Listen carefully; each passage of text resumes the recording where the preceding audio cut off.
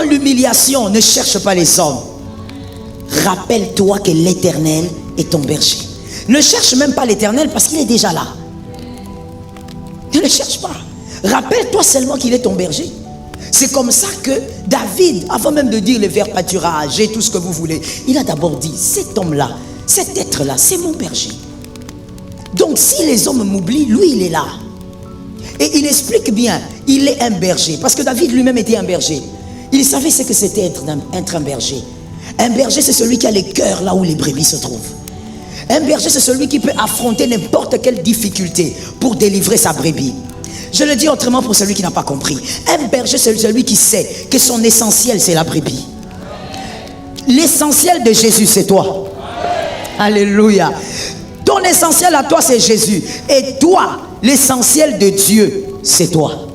Voilà pourquoi il a donné son Fils unique. Dans l'humiliation, n'oubliez pas que l'Éternel est votre berger. C'est grâce à ça que Anne, la fameuse mère du grand prophète, aujourd'hui on peut la citer, parce que Anne n'avait pas oublié que malgré l'humiliation de Pénina, malgré la honte, vous savez, lorsque vous vivez l'humiliation, il y a toujours une Pénina dans les parages. Je vais vous révéler je vais vous révéler un secret. On va dire ça comme ça. Je vais vous révéler un secret. Mettez ça même entre parenthèses. À chaque fois que vous êtes dans l'humiliation, il y a une Pénina quelque part. Et la Pénina, elle a deux dimensions. Soit c'est une Pénina connue, ou alors c'est une Pénina inconnue. Mais elle est là. Et des fois même vous ne connaissez pas. Ça veut dire que c'est quelqu'un qui s'intéresse à ton humiliation mieux que toi-même. C'est-à-dire c'est quelqu'un qui fouine dans ta vie au point de surveiller ton humiliation. Quand tu pleures, elle sait que tu as pleuré. Quand tu souffres, elle sait que tu as souffert. Quand ce jour-là, tes enfants ont eu des problèmes, elle est au courant. Ça veut dire que c'est ton CNN. Hein? C'est ton RTNC. Ça veut dire que la personne là te surveille. Elle surveille ta douleur. Pourquoi? Parce que ta douleur la réjouit. Ta douleur donne la joie à son cœur. Alors je dis à une âme, lorsque tu es dans l'humiliation avec Pénina, fais comme Anne. Lorsque Pénina est dans la maison, Anne n'a pas oublié le chemin de sa consolation. Ça tombe sur quelqu'un. N'oublie jamais le chemin de ta consolation. C'est grâce à ça, la même mentalité que David avait, Anne l'avait aussi. Anne, malgré les mortifications, elle n'a pas oublié le couloir du temple. Et c'est grâce à ce temple que Samuel est arrivé. Bien-aimé, dans l'humiliation, n'oublie pas qu'il y a un berger. Je répète ça encore parce que je sens que l'esprit parle à quelqu'un. Dans l'humiliation, ne cherche pas les hommes. Ne cherche pas d'abord la consolation des hommes. Dans l'humiliation, ne cherche pas les béquilles humaines. Est-ce que quelqu'un m'entend? Ne cherche pas les béquilles humaines. Dans l'humiliation, rappelle-toi que l'Éternel est ton berger. Anne a dit, Pénina est là, mais moi je connais un endroit. Oh, j'aime la foi de cette femme. Lorsque Pénina, plutôt Anne, allait au temple, le sacrificateur Élie ne parlait pas avec elle. Le seul jour où le sacrificateur a parlé, c'est le jour où le miracle est venu. Comment une femme qui est mortifiée, elle était la première femme. Pénina avait plusieurs enfants, donc s'il faut faire des calculs, allez imaginer, peut-être qu'elle était stérile pendant peut-être 20 ans. Comment une femme qui a aussi été mortifiée, elle va à un lieu, elle ne rencontre aucun pasteur. On actualise. Elle ne rencontre aucun diacre. Elle ne rencontre personne pour la fortifier. Mais cette femme continue tous les jours à croire que ce lieu-là est le lieu de sa délivrance. J'ai besoin que quelqu'un se connecte à cette foi-là. Mon frère, dans l'humiliation, je vais même te choquer. Tu n'as pas besoin forcément d'un pasteur.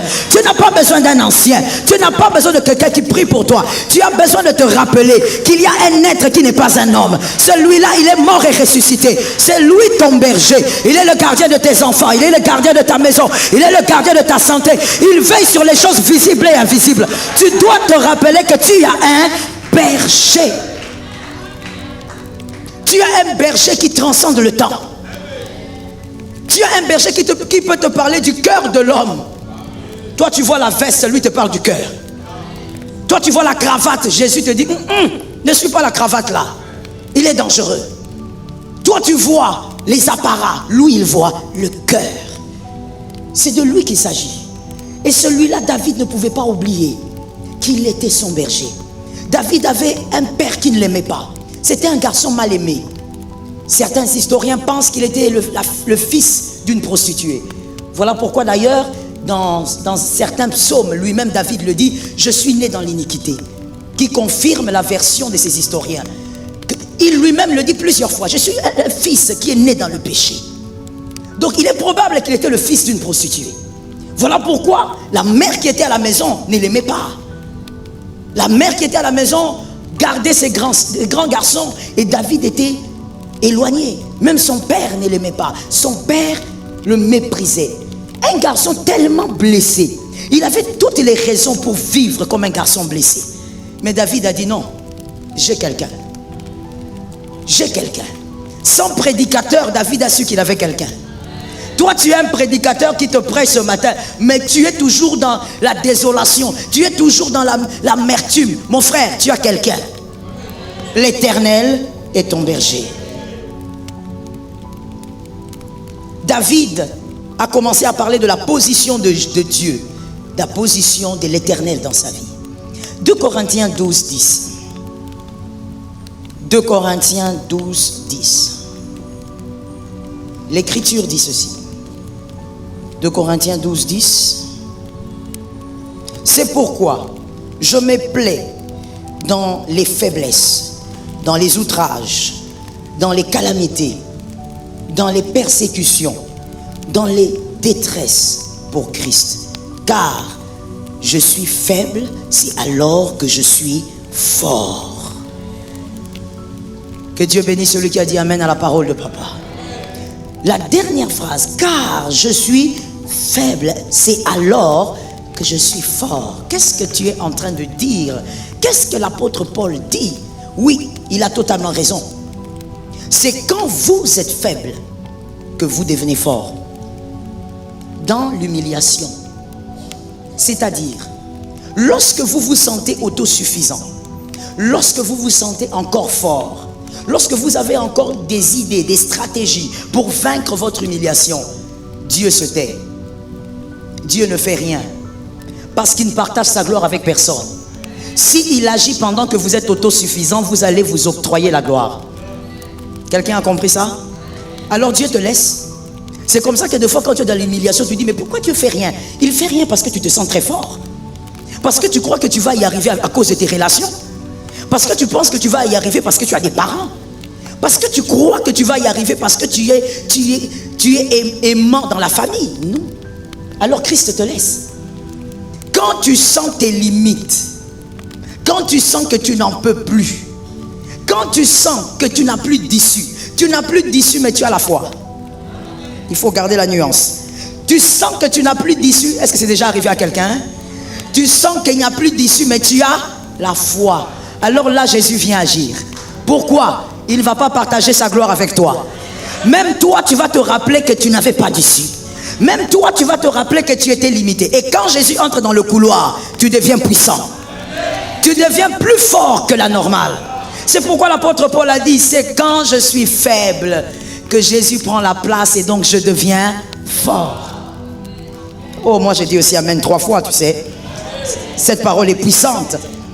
Mon frère, Jésus ne t'a jamais demandé dans la foi d'être fort.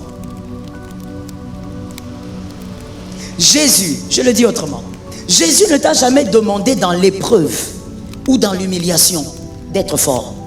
Non. Jésus t'a demandé dans l'humiliation de garder la foi. La foi n'est pas l'autosuffisance. La foi, c'est d'espérer en quelqu'un. Croire en quelqu'un. C'est tout ce que Jésus t'a demandé. Jésus ne t'a pas demandé pendant l'humiliation de commencer à chercher toutes les connexions de ton Père. J'ai envie de dire quelque chose, j'entends l'Esprit me le dire. Certainement c'est un message prophétique pour quelqu'un. Je dis à quelqu'un ceci. Les connexions de ton Père ne te béniront pas forcément. Parce que ton Père, je choque quelqu'un, n'est pas le Dieu de ta vie. Le Dieu de ta vie, c'est Jésus de Nazareth. Voilà pourquoi certains orphelins ici ont vécu ça, peut-être, je ne sais pas. Lorsque ton père est parti, ou ta mère est partie, il y a certaines personnes aussi qui ont disparu. Il y a, hein? Oui, moi aussi j'ai vécu ça. Certaines personnes, ces gens-là sont bizarres parce que ce sont ces gens qui vous promettent des choses au deuil. Je ne sais pas pourquoi les gens font ça. Si vous n'avez rien à dire, ne dites rien. C'est tout. Venez dire seulement mes condoléances. Non, mais il y a des gens pendant les deuils. Il vient là. Mon fils, s'il commence comme ça, tu es foutu. S'il commence seulement mon fils, ma fille, il n'y a rien là-bas. Papa est parti, mais nous sommes là. Tu te rappelles? Ouais, moi aussi. Maman est partie, mais regarde, nous sommes là, nous tes mamans. Après une semaine, il n'y a plus personne sur le couloir. Vous savez, avant, j'attribuais ça au cœur de l'homme. J'ai dit, oh, l'homme est mauvais, l'homme est changeant. Mais après, Dieu m'a enseigné autre chose. Dieu m'a dit, non, c'est moi. C'est moi qui sors ces gens de ton couloir. La bénédiction de ton père n'est pas ta bénédiction. David, ce n'est pas Salomon. Salomon a son trône, David a son trône. Oh, est-ce que quelqu'un m'a entendu? Même si ces personnes sont parties, Dieu te bénira autrement. Sur ton couloir, il y aura tes propres bénédictions. Celui qui a dit amen, ça tombe jusqu'à la 4e génération. Dieu t'arrosera dans ta propre dimension.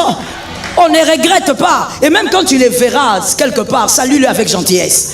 Oui, il ne faut pas dire celui-ci. Non, dis bonjour papa. Papa, vous allez bien? Oh, fiston, c'est toi? Oui, c'est moi papa.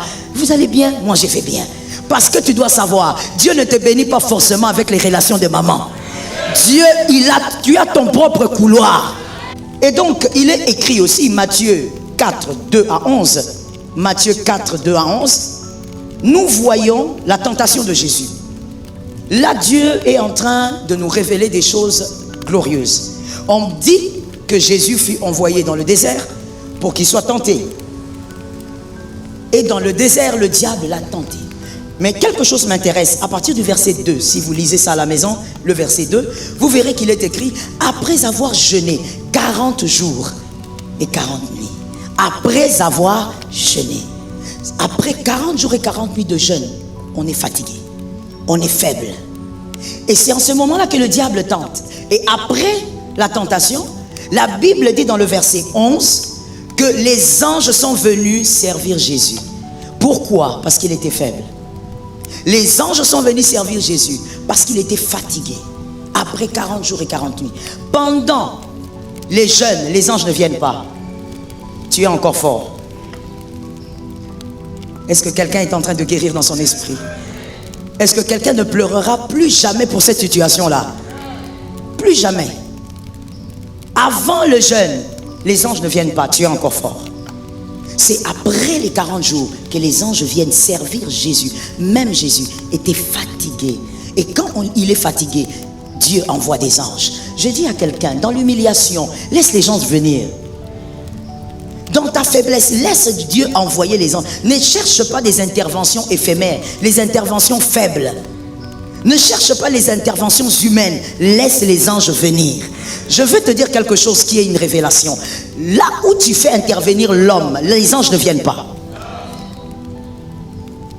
Retiens ça s'il te plaît. N'écoute pas seulement comme quelqu'un qui écoute une personne parler. À chaque fois que dans ta vie, tu feras d'abord intervenir les hommes, les anges ne viendront pas. Quand est-ce que tu peux faire intervenir les hommes? Lorsque le Saint-Esprit te dit, fais intervenir les hommes. C'est lui qui va te mettre dans le cœur quel type d'homme tu dois faire intervenir. Est-ce que quelqu'un m'entend?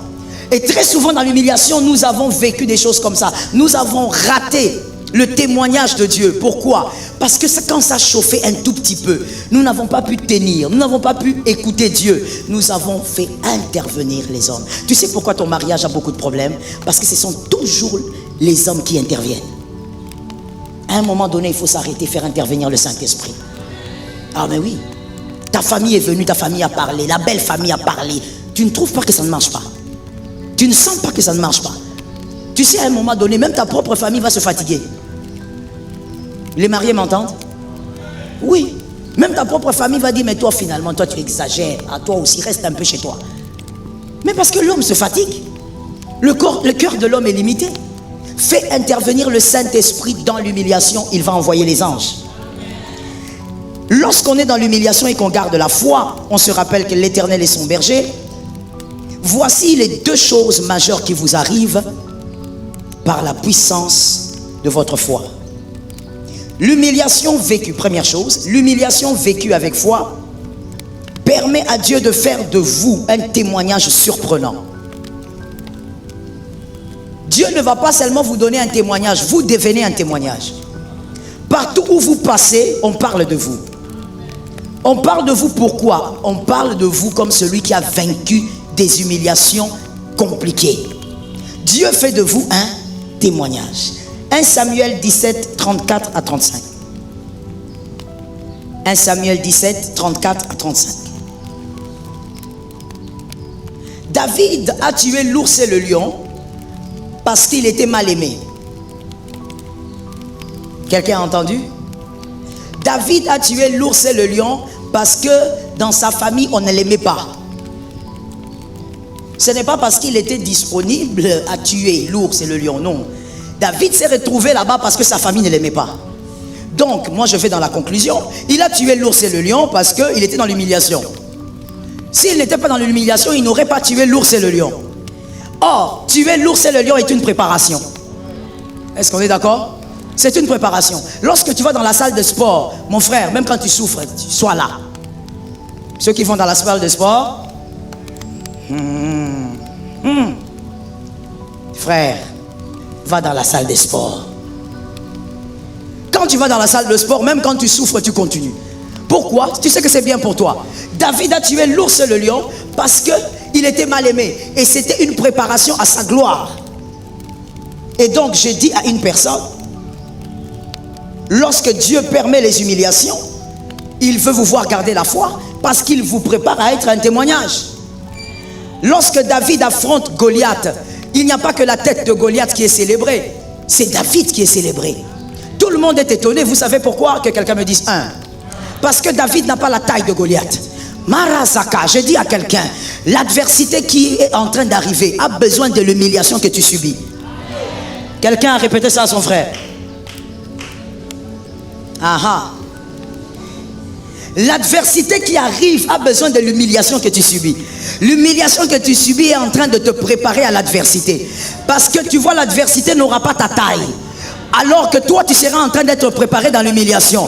Lorsque les gens disent tu es rabaissé, tu es fort.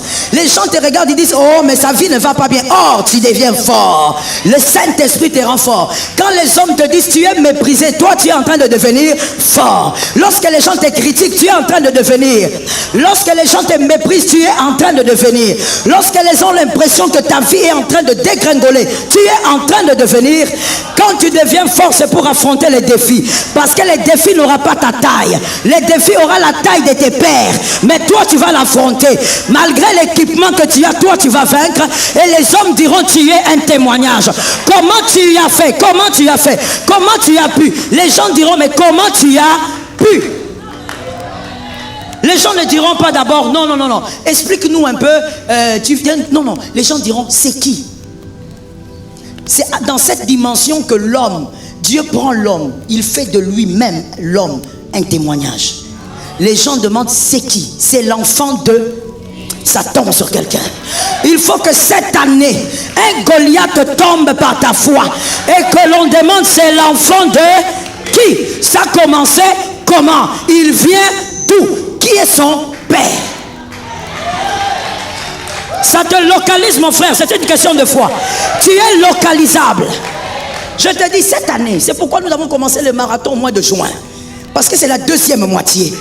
La deuxième moitié, le deuxième temple, la deuxième gloire. Il faudrait que cette humiliation-là fasse de ton nom. J'ai dit ton nom. Est-ce que tu as un nom? Est-ce que tu as... Si tu n'as pas de nom, ne m'entends pas. Est-ce que tu as un nom? Si tu as un nom, il faut qu'on cite ton nom. Qu'on parle de ton père. Mon Dieu, il faut que l'on dise, on veut honorer votre papa, il est où? Toi tu diras, ah, papa est déjà dans la tombe. Est-ce que quelqu'un m'entend bien? On doit demander, mais comment il a fait? Dans cette famille, personne ne se marie comme ça. Il a fait quoi? Tout le monde est bloqué. Toi, tu vas affronter Goliath. Et ils diront, comment tu as fait? Dis à un voisin, il fait de moi un témoignage. Assieds-toi avec ta grâce. Il fait de toi un témoignage. Pourquoi tu fuis l'humiliation? Pourquoi tu es en train de dire, non, non, pourquoi moi? Pourquoi Dieu me fait ça? Dieu te fait du bien à un niveau extra. Est-ce que quelqu'un m'entend bien? C'est seulement lorsque Goliath est tombé, vous savez, qu'on a compris que, oh, David, ton père te faisait du bien. Mais avant ça, personne ne pouvait imaginer. En Israël, les aînés gardent les brebis.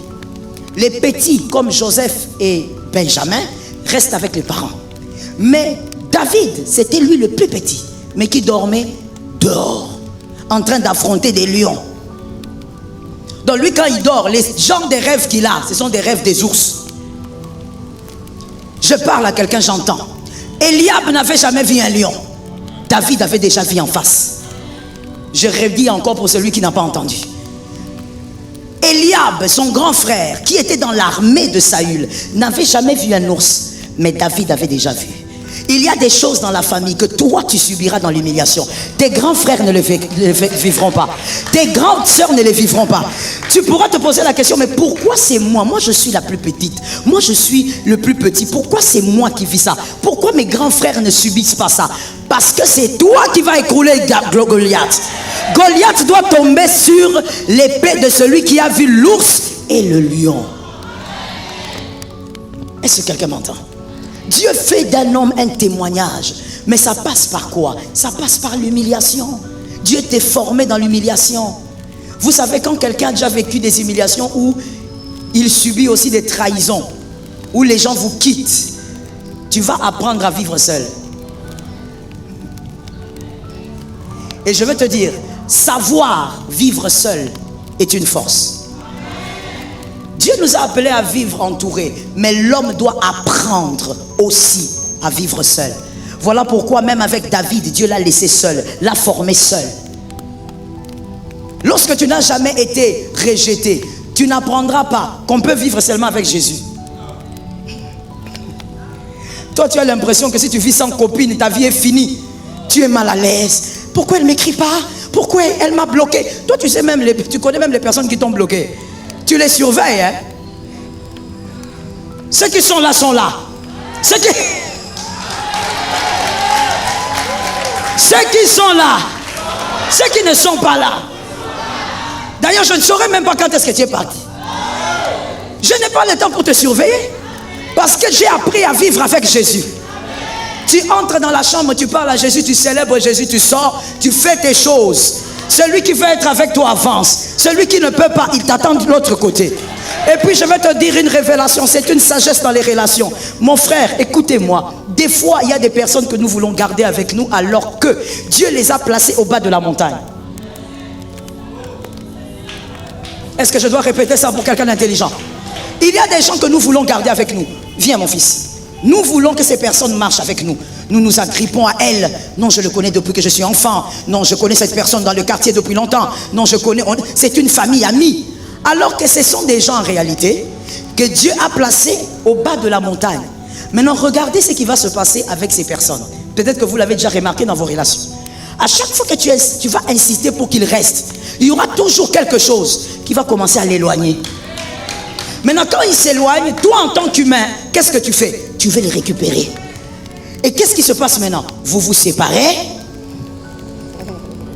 C'est en fait comme un jeu de ping-pong entre toi et cette personne-là. À chaque fois, vous vous séparez. Et puis, je ne parle pas des relations amoureuses. Je parle des relations en général. Il y a des gens comme ça. Mais pourquoi ça ne marche pas? Ils doivent rester au bas de la montagne. Qui sont au bas de la montagne? Ceux qui acclament la gloire. Ceux qui acclament ta gloire restent au bas de la montagne. Et tu sais pourquoi? Parce qu'ils ne doivent pas monter. S'ils montent, ils te combattent. Ils doivent rester au bas de la montagne. Alors toi, ne te mets pas à regretter. Pourquoi elle m'a quitté? Pourquoi elle tient plus compte de moi? Elle doit rester au bas de la montagne. Dieu veut faire de toi un témoignage. Tu seras un témoignage.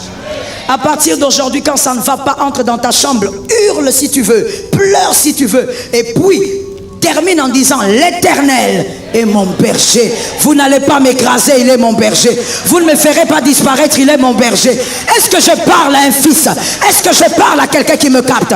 Ils ne vont pas te détruire. L'Éternel est ton berger. Ce sont des grimaces. Ils ne pourront pas détruire. Ce sont des grimaces. Et même si tu fais un rêve, tu dors, tu le vois dans ton rêve, il vient, il fait tout ce qu'il veut. Réveille-toi calmement, ne sois pas agité. Réveille-toi calmement et dis-leur, ce sont des grimaces. L'Éternel est mon... Que 1000 tombent à mes côtés, 10 000 à ma droite. Ah, je parle à quelqu'un ici. Tu ne seras jamais atteint. Oh non, it will not be. Tu ne seras pas atteint. L'Éternel est ton berger. Est-ce qu'on peut le déclarer 3 fois? L'Éternel, l'Éternel, l'Éternel, ça ne changera pas. L'Éternel est ton berger. Oh, c'est qui a dit que comme papa est mort, tu ne vas pas étudier? L'Éternel, il va créer le moyen. Il va créer des issues. L'Éternel est avec toi. Au-delà d'un père, il y a l'Éternel. Il fera de toi un témoignage. On parlera de ce nom-là. Et quand on parlera de toi, on dira, il a un Dieu. Elle a un Dieu. Deuxième chose qui se passe, que Dieu fait lorsque tu subis l'humiliation dans la foi. L'humiliation vécue avec la foi vous permet d'avoir une connaissance tout autre, une connaissance de Dieu tout autre, vous permettant d'agir contre-courant. Vous agirez contre-courant, les hommes ne vous comprendront pas. Quand tout le monde vous dit va à gauche, toi tu sens que tu dois aller à droite et ça marche. Pourquoi? Parce que vous avez une autre connaissance de Dieu. L'humiliation donne une autre connaissance de Dieu. 1 Samuel 17, 25 à 26. 1 Samuel 17, 25 à 26. Regardez ce qui se passe. Un très beau tableau. Un très beau tableau. David arrive avec la nourriture pour ses frères. Est-ce que vous vous rappelez? Vous verrez que dans la vie des personnes que Christ a choisi pour faire du bien à leur famille, ces personnes amènent toujours la nourriture à leurs frères. Vous voyez ça? Les lecteurs de la Bible, vous voyez ça? Il faut lire la Bible. Joseph, quand il est parti, c'est parce qu'il a amené la nourriture à ses frères. David aussi, il a amené la nourriture à ses frères. Quand il arrive, il dit à Eliab, au fait, je vous ai amené la nourriture. Ah d'accord, dépose ça ici. Et puis il regarde, il ne pose pas la question à Eliab parce qu'il connaît son frère. Mon frère, même si on ne peut pas connaître la profondeur des cœurs, il faut apprendre quand même à connaître les gens. Même un tout petit peu. Quand tu vis avec quelqu'un, il ne faut pas seulement vivre comme un enfant. Un enfant vit. Un adulte, il vit avec quelqu'un, il apprend à connaître la personne. Eliab connaissait, plutôt David connaissait ses frères. Il regarde, il dit, moi je ne te pose pas la question. Il part poser la question aux soldats. Il dit, dites-moi un peu, c'est qui? C'est qui celui qui insulte le peuple d'Israël comme ça? Il dit, toi tu ne le connais pas? C'est le Philistin. Il dit, oh, mais c'est qui ça? D'abord, on donnera quoi à celui qui va vaincre? David, tu es venu déposer la nourriture. David qui dit, mais dites-moi un peu, j'ai remarqué aussi, celui qui nous insulte, il est incirconcis. Pour Eliab, Goliath est un guerrier. Pour David, c'est un incirconcis. La connaissance de Dieu. Mais une connaissance qui vient d'où? De l'humiliation. David dit non, lui il est incirconcis. Pour Saül, c'est non, ça c'est un guerrier qu'on ne peut pas affronter. Mon frère, il est normal que le voisin qui est assis à côté de toi ne juge pas ta réalité comme toi. La réalité que tu vis, pour toi c'est grave, tu comprends rien. Tu dis ton année est terminée. Mais ton voisin, il te dit ce sont des opportunités. Parce que l'humiliation vous accorde une autre connaissance de Dieu. David dit c'est un incirconcis. Vous savez pourquoi? Parce que pour David, lorsqu'on connaît Dieu, il y a deux choses que Dieu fait pour David. Premièrement, Dieu protège d'abord ses enfants. À tout prix. À tout prix, la priorité de Dieu, ce sont ses enfants. Voilà pourquoi dans ta famille, il doit y avoir beaucoup d'enfants de Dieu. Tu dois prier pour ça. David savait ça. David savait que même si cet être parle beaucoup, mais celui que Dieu va protéger ici, c'est nous. Parce que nous sommes enfants de Dieu. Ça, c'est la première chose que David avait compris. Quelqu'un a écrit ça? La deuxième chose que David avait compris, Dieu ne permettra jamais à un incirconcis d'écraser un circoncis. C'était dans la tête de David. Pour David, c'était clair. Voilà pourquoi il a dit, cet incirconcis, c'est qui? Il n'a même pas demandé son nom. Je dis à quelqu'un, tu n'as même pas besoin de savoir les personnes qui te critiquent ou qui complotent contre toi. Tu n'as pas besoin de savoir. L'Éternel fera seulement de toi un témoignage. David a dit c'est un incirconcis. Pourquoi David tu dis ça? Parce que l'incirconcis ne peut pas écraser un élu. Et David regarde, il dit mais je n'ai pas besoin de son nom. Tout ce que je sais c'est qu'il est. Que quelqu'un dise à un voisin ou bien même à deux personnes selon ta foi, dis-le, il est incirconcis. C'est un incirconcis. Quand David dit ça, David est en train de penser à quoi? Je dis amen face à ce que les deux dames ont dit. Amen. Mais bien au-delà de ça, quand David regarde Goliath, il voit un ours, il voit un lion. Parce que et l'ours et les lions sont incirconcis. Tous sont dans l'équipe des incirconcis. Et tous les incirconcis que David a rencontrés, il les avait écrasés. Donc lui fait partie aussi du kit des incirconcis. Et donc ce jour-là, il devait être... Et là, donc c'était clair pour David. Pour David, ce n'était pas un homme qui était devant, c'était un incirconcis. Pas différent des ours et des lions. Et pour David, il n'y a pas de calcul à faire. Face à un incirconcis, le gagnant est connu. Ça tombe sur ta maison, mon frère. Ça tombe sur ta maison, ma soeur. Le gagnant est... Voilà pourquoi avant même d'aller voir Saül, il demande aux soldats, on donnera quoi à celui qui va tuer? David aimait l'intérêt. On donnera quoi à celui qui va tuer? Parce que ce qui est sûr, c'est que je vais tuer. Je dis à quelqu'un, quand tu es dans l'humiliation, ne te sens pas le plus faible. Ne dis jamais je vais mourir. Ne dis jamais j'ai l'impression que je vais mourir. Tu n'es pas le plus faible. Entre toi et l'humiliation, c'est l'humiliation qui fera partie du passé. Toi, tu ne feras pas partie du passé. Toi, tu seras devant et te diras, Goliath est tombé. C'est toi qui ne le sais pas. Même le diable le sait. Qu'entre toi et cette humiliation, c'est toi le vainqueur. David savait qu'il était le vainqueur à cause de la connaissance qu'il avait de mère. Faible, infaillible. Et que lui, il est le tout-puissant. David a dit, cet incirconcis tombe maintenant. Et l'incirconcis a fait quoi? Il est tombé. Il est tombé pourquoi? À cause de la connaissance de David. Voilà pourquoi David n'a pas pris les armures de Saül. Mon Dieu, j'ai dit à un voisin, n'intimide pas ton voisin. Équipé. Qu'on ne pleure pas pour ta maison, tu as été équipé. On t'a chassé de la maison, c'est l'équipement. On a chassé les enfants, ne pleure pas pour eux. Je suis en train de prophétiser. Tu es en train de regretter, mes enfants étaient chassés de l'école. Tes enfants seront des docteurs, tes enfants seront des licenciés. Ne t'en fais pas. Un instant ne définit pas une vie. Un instant ne définit pas toute une vie. Ce n'est qu'un instant. C'est ce que le diable veut te faire croire. Le diable veut te dire, hey, tu es arrivé à ce niveau-là. Hey, on a chassé tes enfants à l'école. Oh, mais c'est fini. Comment tu es tombé si bas? Dis au diable, je tombe bas pour monter très haut. Ah, je dis au diable, je suis descendu pour monter. Lorsqu'on monte, c'est qu'on vient d'en bas. Quelqu'un me dit, on vient d'en bas. Je prophétise au nom de Jésus, 2023, tu ne termineras pas comme ça. L'Éternel des armées t'équipe dans l'humiliation. C'est Jésus qui essuiera tes larmes. C'est Jésus qui te consolera. C'est Jésus qui est en train de te fortifier. Tu es le témoignage de cette année. Que dans ta famille on l'entende. Que dans ta maison on l'entende. Que tes enfants te disent, papa, maman, tu nous as appris à aimer Dieu. Tu nous as appris à rester avec Dieu. On n'avait pas à manger, mais tu as dit Jésus est fort. On n'avait pas d'habits, mais tu as dit Jésus est fort. Lève ta main droite.